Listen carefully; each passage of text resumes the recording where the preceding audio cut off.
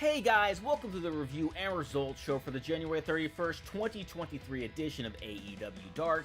My name's Dan and I review each and every AEW show. That's everything from Dark Elevation to all their pay-per-views. So if you missed the show and you want a quick recap, or you enjoy everything you want a place to talk all things AEW, you can do so right here. So please go right below this video, click that like button, the subscribe button, and the notification bell, as only let you see future reviews that I do, but also helps others to find my channel. And without any further ado, let's get to the review.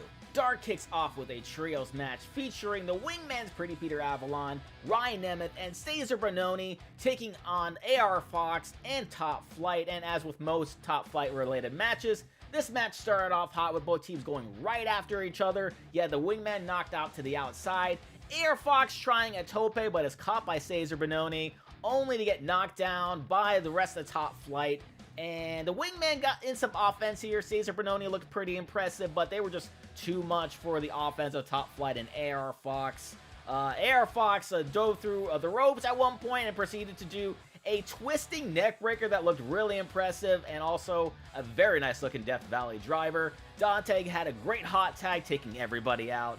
This was a great tune-up match for Top Flight and AR Fox as they go into their match against the Elite tomorrow on Dynamite, and pick up the win here with an assisted cutter by AR Fox. Up next is Sofia Castillo taking on Red Velvet, as this is her final match before she takes on Jade Cargill on Dynamite.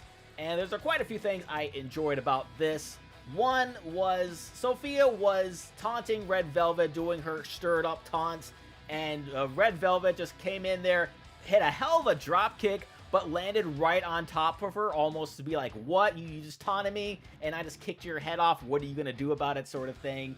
And then Sofia had a similar instance where she did a devastating kick to the face of Red Velvet. Looked really good, but what looked even better was her landing, because you landed in a split position. Pretty cool stuff there.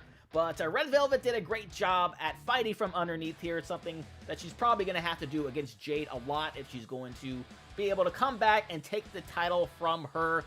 She ends up finishing Sofia off with a short arm scissor submission for the win. It was another great match for Red Velvet. It's awesome to see her continuing to have just amazing match after amazing match.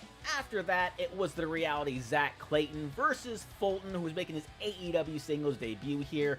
And look, I know there was a lot of backlash about bringing in Zack Clayton to AEW, but from what I could see from him in this match, he's a pretty well-rounded wrestler, decent in ring psychology, also has a pretty good finisher, where it looks like he's hooking one of the arms to the leg of Fulton, and delivers a brainbuster for the win here.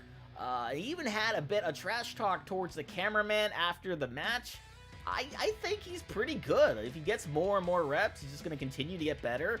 I really don't know where his ceiling is, what they plan on doing with him, but he's not bad at all. Next, it's Brock Anderson and Brian Pillman Jr. taking on Rosario, Grillo, and Dean Alexander. And as I stated on yesterday's Dark Elevation review, I was wondering if this team was still going to exist, maybe if they dropped it or not. So it's nice to see them here, because I was really excited of the announcement of this team from the very beginning.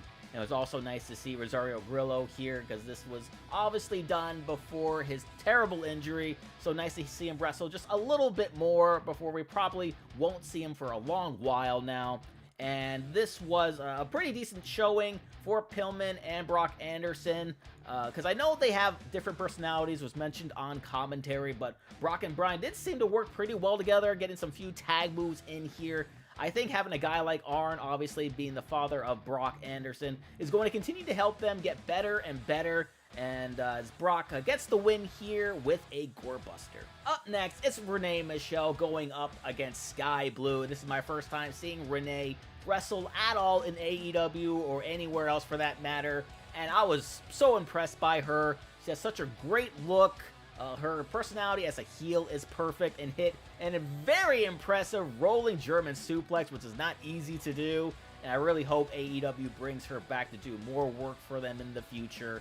And this was a solid back and forth here, but it was Skye Blue who ends up picking up the win. She had a super kick into what looked like a full Nelson spinning faceplant thing. You gotta see it. It looked really good.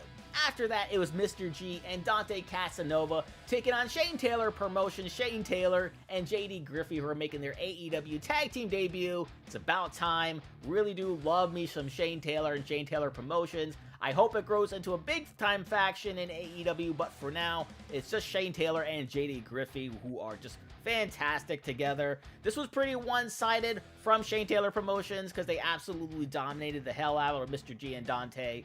And Shane Taylor delivered one hell of an elbow strike and proceeded to do a package pile driver with the assist from JD Griffey to get the win. Next, it's Yuka Sakazaki taking on Avery Breaux. And I love seeing Yuka wrestle anytime I get to see her because she's such a ball of energy. Always looks like she's having an absolute blast, and it's so infectious that I have even more fun watching. But not too much to really say about this one here. It's a solid match. Avery did look good in defeat. She delivered a pretty good looking cannonball in the corner, but it was Yuka hitting her magical girl splash for the win. Then we had the Workhorsemen, JD Drake and Anthony Henry versus Liam Gray and Adrian Alanis. Liam and Adrian right off the bat went right after the Workhorsemen, throwing in a lot of offense early, but once JD Drake was able to regain control, there was no way they were losing it after that. JD sent in one of them into the other and then gave a hell of a clothesline, making it look like one was DDTing, the other looked really cool. And then, of course, delivering a cannonball into the corner right on to Liam Gray, who then got hit by Anthony with a cross-legged brainbuster for the win here. It's rare to see these guys get a win, but I'm always happy to see when it happens. Lastly, the main event of the show, Konosuke Takeshita and Angelico go one-on-one here.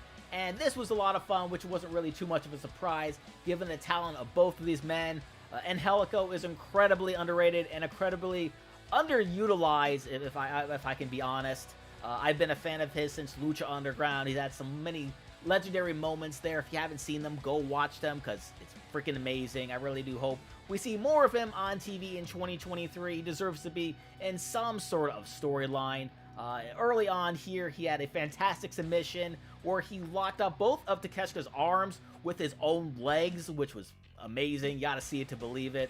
Konosuke was impressive as well, delivering one of the best hard-hitting clotheslines in the business today, and a good-looking float-over DDT, and a fantastic Blue Thunder Bomb, which Taz, funnily enough, called a Blue Thunder Jones because, of course, Taz did that. Taz is amazing. I love Taz.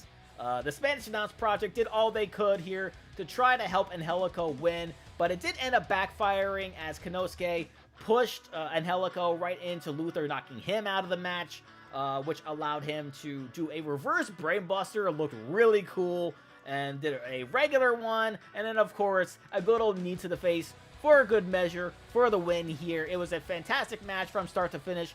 Go out of your way to watch this one. And that was AEW Dark. What do you guys think about it? Please let me know down in the comment section below. Standout matches for me, Red Velvet with her continuous streak of just putting on amazing match after amazing match. And of course, that main event absolutely ruled. So if you did enjoy this, please go right below this video, click that like button, that subscribe button, that ring notification bell, because always I let you see future reviews that I do, but also help others to find my channel. So thank you guys again for checking this out, and thank you guys for being all elites.